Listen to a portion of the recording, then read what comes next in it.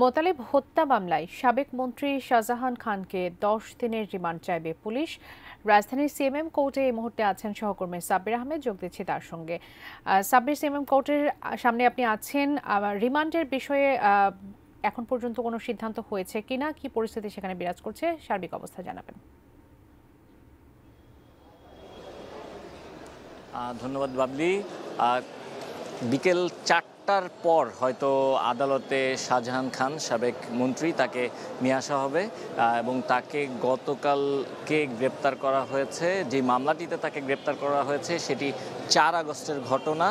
আব্দুল মোতালিব নামে এক কিশোর যিনি নিহত হয়েছেন এবং পরবর্তীতে ২৬ আগস্ট তার বাবা এই ঘটনায় আব্দুল মতিন তিনি এই ঘটনায় ধানমন্ডি থানায় হত্যা মামলা দায়ের করেন এবং এই হত্যা মামলায় মূলত এই শাহজাহান খানকে গ্রেপ্তার দেখানো হয়েছে।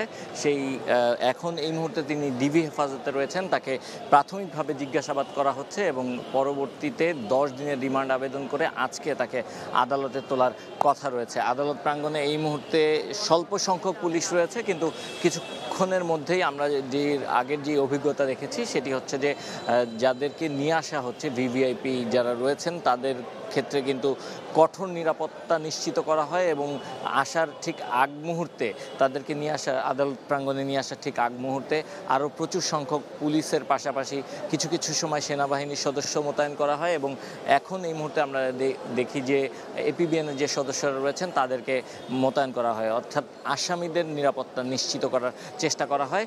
যেই মামলাটি হয়েছে সেই মামলায় ১০ দিনের রিমান্ড আবেদন করা হবে এবং রিমান্ড শুনানি শেষে আসলে বলা যাবে যে তাকে কত দিনের রিমান্ড আদালত মঞ্জুর করছেন এবং সেই অনুযায়ী পরবর্তীতে পুলিশ তাকে জিজ্ঞাসাবাদ করবে।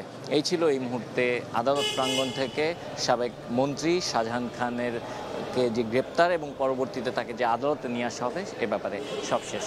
বাবলি।